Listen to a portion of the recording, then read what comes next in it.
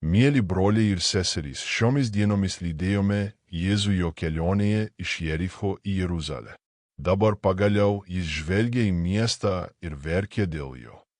Giliai jaudina įsivaizduoti verkiantį Kristų.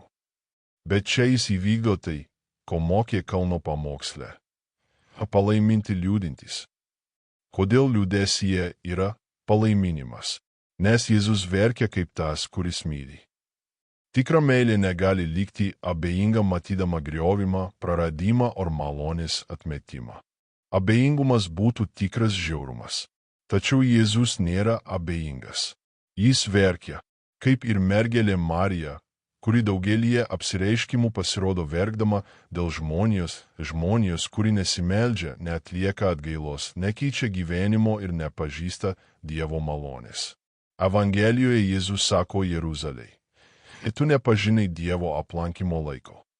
Graikiškas originalas yra kairostėje episkops, tinkamas metas, dieviško aplankymo momentas. Ir kaip Dievas yra kantrus, kiek kartų jis siunčia mums savo meilės žinias. Mergelė Marija, ypač Lasalete, pasirodo verkdama ir kartoja tą patį šaukimą. Melskitės, atgailaukite, keiskite gyvenimą. Dar yra laiko. Mes vis dar esame kairos Dievo aplankymo laike, malonės ir atsivertimo akimirkoje. Daugelis klausia: tėve, ar ateis bausmė, ar abu sugriovimu, kaip Biblijoje?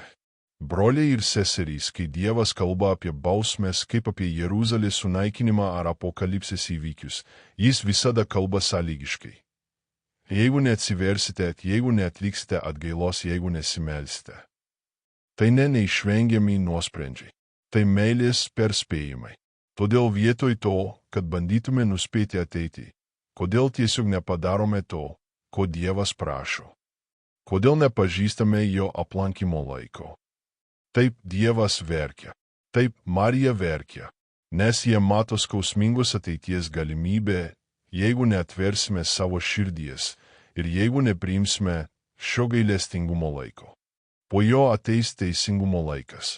Tačiau šiandien, būtent šiandien, Dievas mūsų aplanko. Jis kviečia, jis siūlo atsivertimo malonę. Tegul Dievas giliai paliečia tavo širdį. Te laimina tave Dievas.